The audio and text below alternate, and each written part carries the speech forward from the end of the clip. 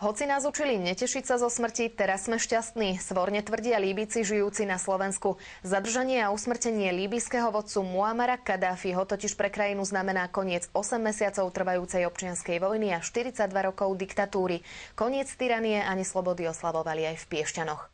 Členovia občianskeho združenia Líbyjské spoločenstvo na Slovensku pri príležitosti ukončenia bojov a víťazstva nad tyraniou v Líbii dokonca zorganizovali slávnosť.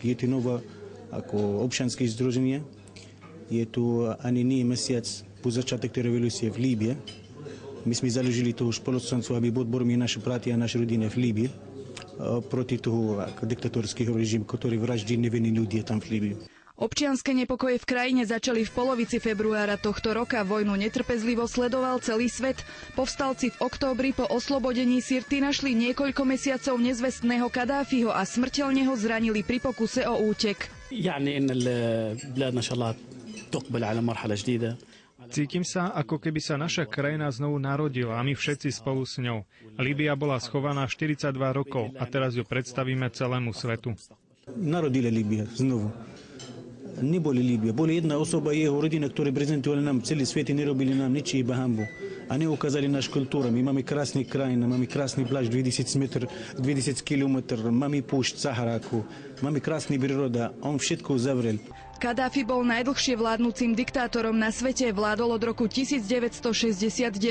Líbiu najskôr vedome nasmeroval do izolácie a 10 ročia sa usiloval odvracať západné vplyvy.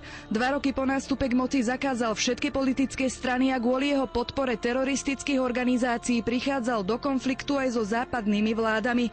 Dátum jeho smrti, štvrtok 20. októbra, sa stal najväčším dňom novodobej líbyjskej histórie. Samozrejme bude sloboda, bude spravedlivý, všetko bude, nebude jak predtým, ako bola tajná služba.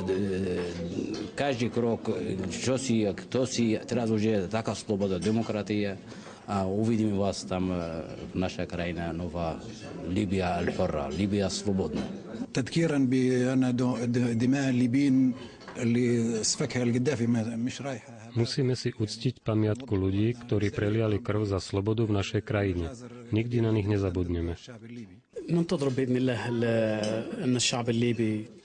Teraz od nášho národa očakávame, že zložia zbrane a budeme žiť v mieri. Budúcnosť našich detí musí byť lepšia, ako bola naša minulosť.